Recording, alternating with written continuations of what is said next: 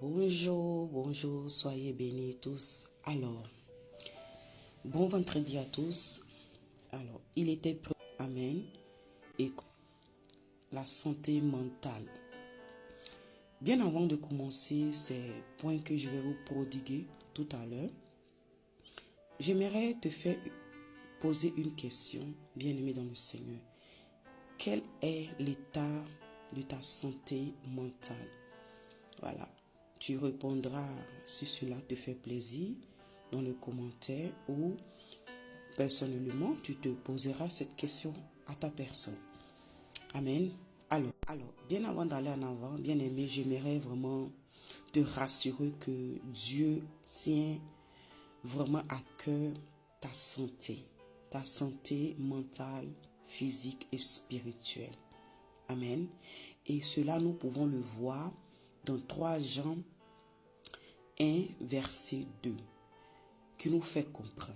Il dit, chers amis, je souhaite que tu prospères à tous égards et que tu sois en aussi bonne santé physique et que tu l'es spirituellement.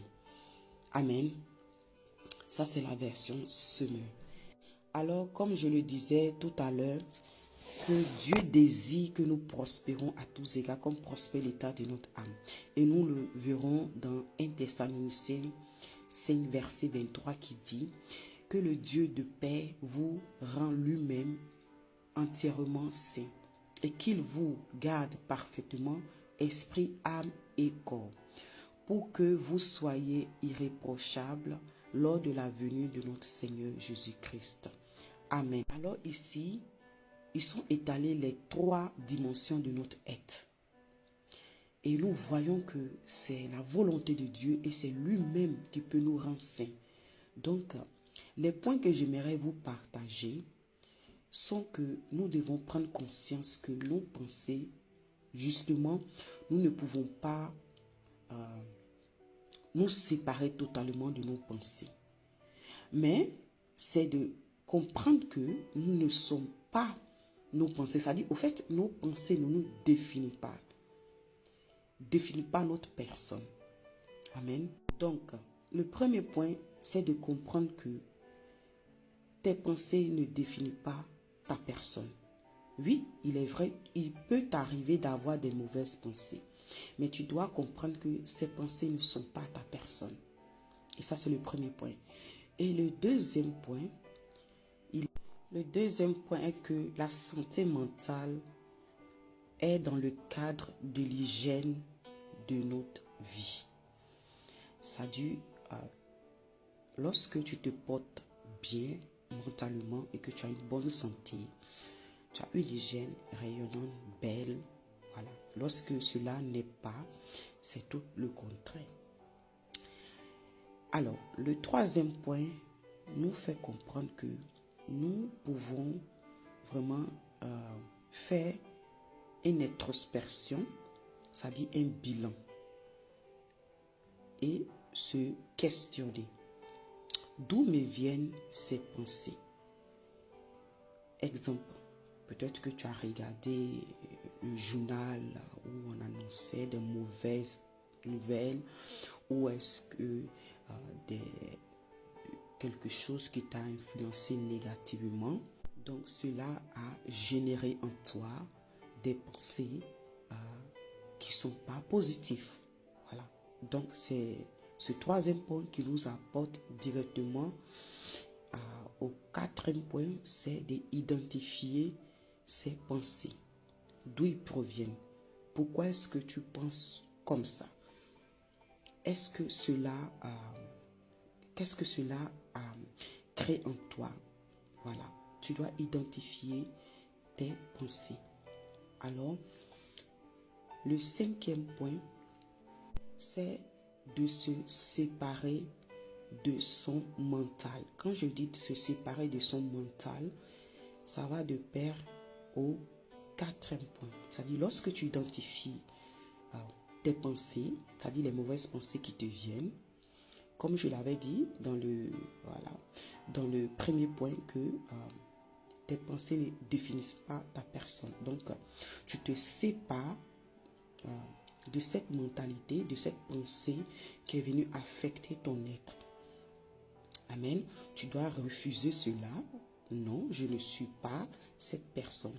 Il peut arriver que tu penses des pensées qui ne sont pas glorifiantes, mais tu dois comprendre que ces pensées ne sont pas ta personne. Alors tu refuses. Tu dis non, voilà, je refuse ces pensées et tu te défais, sépare de ces pensées. Donc ça, c'était le 5e point. Et aussi, le 6e point,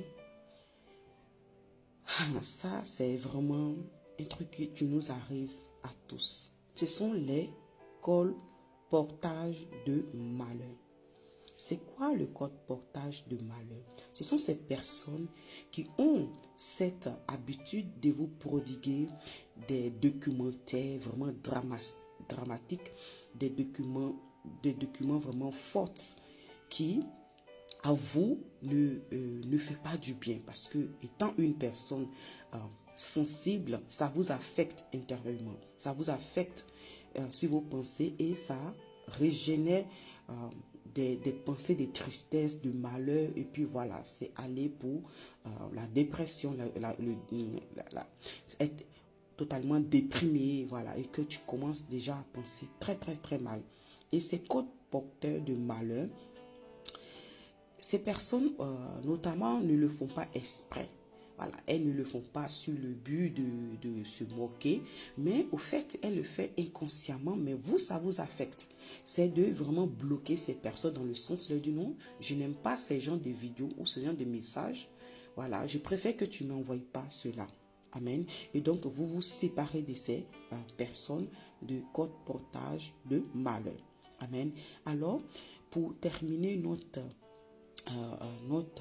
débat sur la santé mentale, nous allons voir quelques passages et nous allons prier, nous séparer. Amen. J'ai dû nous séparer parce que je sais que vous êtes à l'écoute. Voilà. Que concis, vous devez comprendre que vous devez faire très attention à ce que vous écoutez. Et dans le Matthieu 16, 11 à 12, Jésus nous met en garde de prendre garde à ce que nous entendons, à ce que nous écoutons. Cela nous affecte intérieurement. Amen. Le verset que j'aimerais vous partager se trouve dans le livre des Proverbes 3, verset 8 qui dit « Ça sera une bonne médecine qui t'assurera la santé du corps. » De quoi il s'agit? Il s'agit de la parole de Dieu, notamment sur le verset 7, nous fait comprendre ne t'appuie pas sur ta sagesse, mais crains Dieu et détourne-toi du mal. Ce qui veut dire, appuie-toi sur le Seigneur et refuse toute pensée mauvaise qui viendra contre toi. Alors ma prière pour toi, c'est que tu prennes conscience lorsque l'apôtre Pierre était devant le grand conseil a dit, c'est au nom du Seigneur Jésus-Christ que cet homme se porte en bonne santé devant vous. Donc tu dois déclarer à tes pensées que c'est dans le nom de Jésus que tu as été racheté et que tu as le droit et l'autorité sur ta santé mentale, physique et spirituelle. Alors tu déclares la guérison totale parce que c'est la volonté de Dieu et cette prière, je la déclare sur ta vie dans le nom de Jésus. Sois en bonne santé mentale, physique et spirituelle et que le Seigneur t'accorde la grâce. Soyez bénis et à la prochaine. Bye.